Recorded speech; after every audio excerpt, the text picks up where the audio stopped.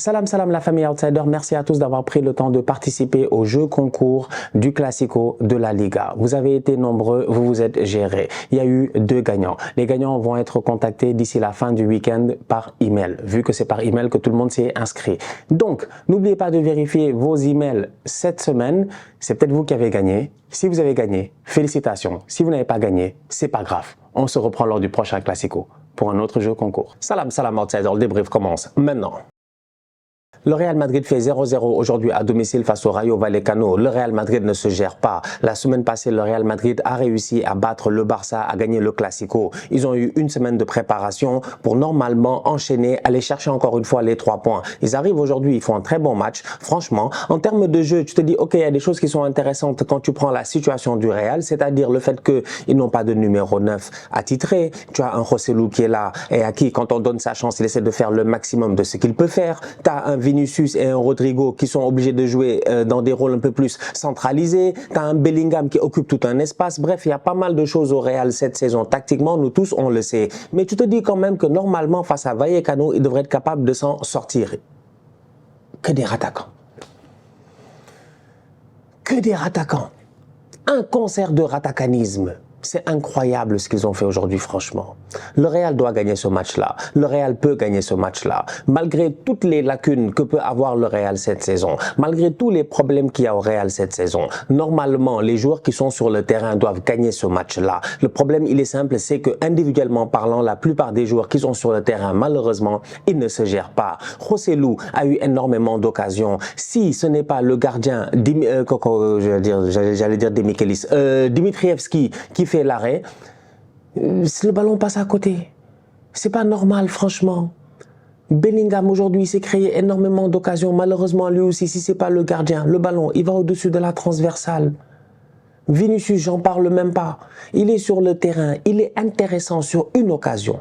2 occasions. Mais un match, c'est pas une occasion ni 2 occasions. Un match, c'est 90 minutes. Donc, on s'attend à ce que Vinicius, pendant 90 minutes, il soit capable d'être dangereux. Malheureusement, ok, on peut parler d'arbitrage, c'est vrai. Il prend des coups de coude, des actions, tu te demandes l'arbitre, il est où est la VAR et tout. C'est vrai. Cependant, en termes de danger, c'est difficile de le trouver, le Vinicius. Je cherche le danger Vinicius, de temps en temps, je ne le trouve pas. Je le trouve une fois, rapidement, frappe de Joselu, superbe arrêt de Dimitrievski. Franchement. Donc aujourd'hui, tu as un Real Valverde. Tu as un Real avec des boys qui sont pertinents, des boys qui normalement doivent être capables de claquer ce but-là qui leur aurait permis peut-être de gagner ce match 1-0. Mais malheureusement, malgré la multitude d'occasions qu'ils se sont créées, ils ont passé leur temps à rater. C'est pour cela que j'ai dit, ça a été du rattacanisme, une association de rattaquants. Franchement, très bon match de la part de Luka Modric. Franchement, il n'y a rien à dire. À 38 ans, je trouve qu'il est en train de faire ce qu'il doit faire sur un terrain de foot, c'est-à-dire essayer de donner des bons ballons à ses coéquipiers. Plusieurs fois aujourd'hui, il l'a fait. Malheureusement, les gars ne se sont pas gérés à la finition. Donc, dans l'utilité de ce que peut amener Modric dans ce genre de match-là, je trouve qu'il a fait son match. Parce qu'il ne faut pas oublier quand même quelque chose. C'est qu'aujourd'hui, si tu regardes l'équipe du Rayo Vallecano, c'est pas une équipe qui attaque à outrance. Ok, en fin de match, ils ont tenté, ils ont mis des vieux roublards, des Falcao et puis tout ça. Mais c'est pas une équipe qui attaque à outrance. Donc du coup, tu regardes le match du Real et tu te dis, dans tous les cas de figure, le Real peut se permettre de pouvoir attaquer. Ils peuvent se permettre de créer un certain surnombre. D'ailleurs, en première mi-temps, on le voit. Frappe de Fran Garcia, frappe de David Alaba. Les gars se permettent de monter. Donc le Real peut se permettre d'aller pousser beaucoup plus haut. Modric, dans ce genre de match-là, il est très bon parce qu'il a cette liberté-là. Il a peut-être pas le gros travail défensif qu'il doit faire. Modric a été pertinent. Bellingham a été bon. Cependant, malheureusement, il ne peut pas tout faire. Il ne peut pas tout faire, le Jude Bellingham. Jude Bellingham a claqué combien de buts cette saison? Près de 13 buts, si je ne me trompe pas, toutes compétitions confondues. Aujourd'hui, il arrive sur le terrain, il peut marquer un but, voire même peut-être 2 buts. Cependant, c'est le seul. C'est le seul, en fait. Ce qui montre à quel point, encore une fois, au Real, aujourd'hui, malgré tout le talent qu'ils ont, j'en veux à Carlo Ancelotti parce que je trouve qu'il ne met pas les boys dans les bonnes conditions. Ce n'est pas normal qu'à ce stade-ci de la compétition, Vinicius n'ait pas marqué plus que, on va vérifier, plus que 2 buts. Plus que 2 buts, si je ne me trompe pas.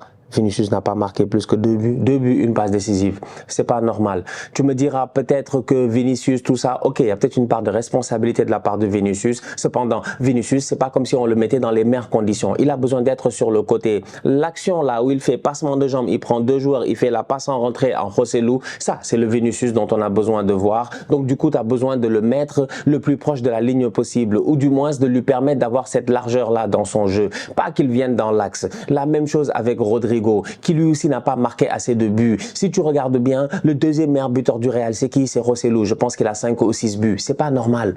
C'est pas normal. Le Real est en panne offensivement, en fait. Le Real doit marquer beaucoup plus de buts. Le Real Madrid n'est pas forcément une équipe de 0-0. Ça, il faut l'accepter quand même, je pense, parce que c'est une réalité. Donc aujourd'hui, il y a des problèmes offensivement. Et c'est là où je dis que j'en veux à Carlo Ancelotti, parce que je me dis que cette équipe-là, elle joue face à Vallecano, c'est 0-0. Vallecano, comme je disais au début de mon argument, tu sais que c'est le genre d'équipe qui ne vont pas forcément attaquer, ils vont plutôt parquer le bus, ça va être solide derrière. Mais pourquoi Brahim Diaz y rentre jamais?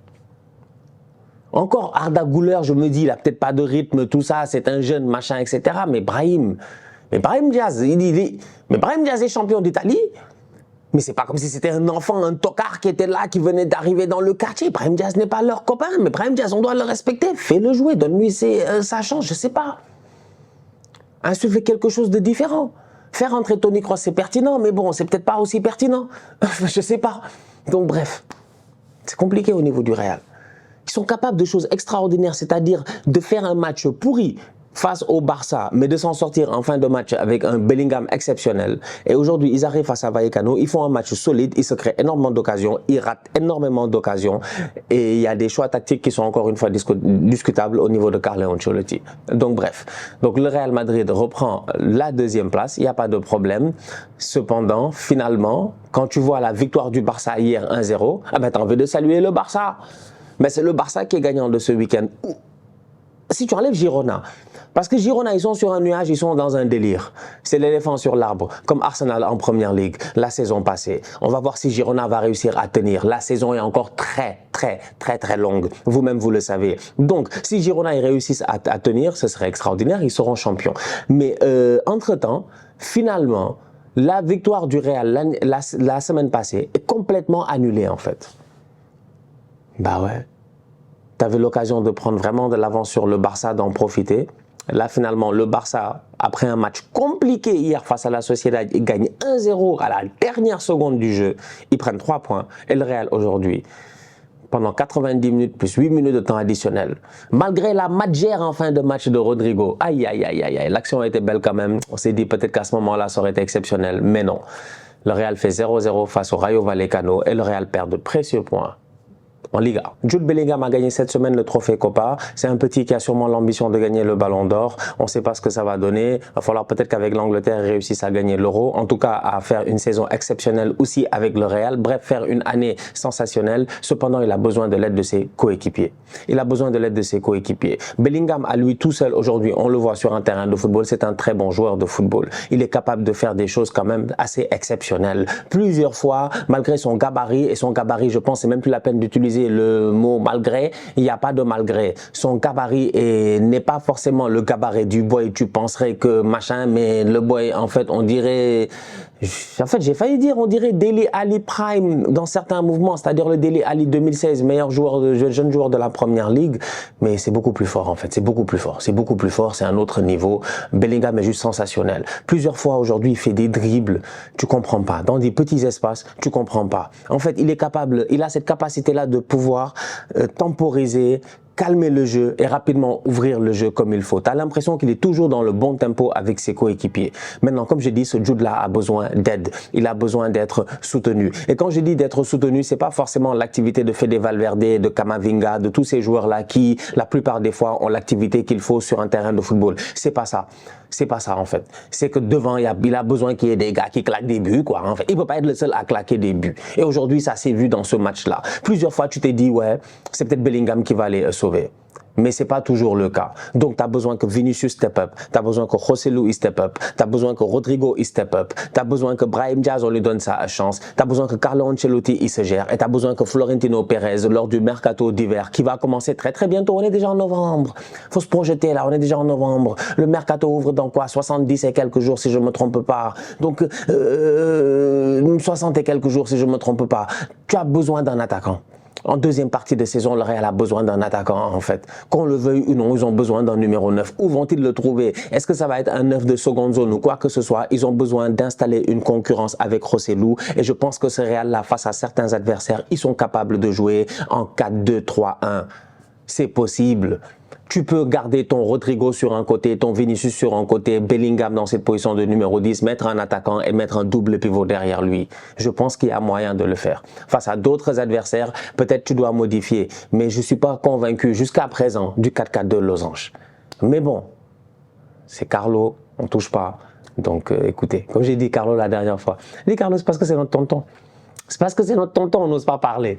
Mais Carlo doit essayer de se réinventer parce que le système est bon pour Bellingham, mais est-il bon pour les autres? Donc le boy, il brille, il n'y a pas de problème. Mais est-ce que les autres, ils arrivent à briller? Non. Je pense qu'il faut trouver une osmose. Le challenge est encore là pour Carlo Ancelotti. Il reste encore près d'une vingtaine de matchs cette saison, donc plus d'une vingtaine de matchs cette saison. C'est à lui de se gérer. Mais le Real doit mieux faire. Parce que pour le moment, ça, il ne faut pas avoir peur de le dire. Le Real Madrid ne se gère pas en Liga. C'est pas parce qu'ils sont deuxième que ça veut dire qu'ils se gèrent. Hein. Vous-même, vous savez. Faut pas me fatiguer ici. Ouais, machin. Oh, ça va. Bon, la famille, on se capte très bientôt pour une nouvelle vidéo. D'ici là, on continue à liker, on continue à partager. On s'abonne, on s'abonne, on s'abonne. On est ensemble, on reste en santé. C'est le plus important. Tous outsiders.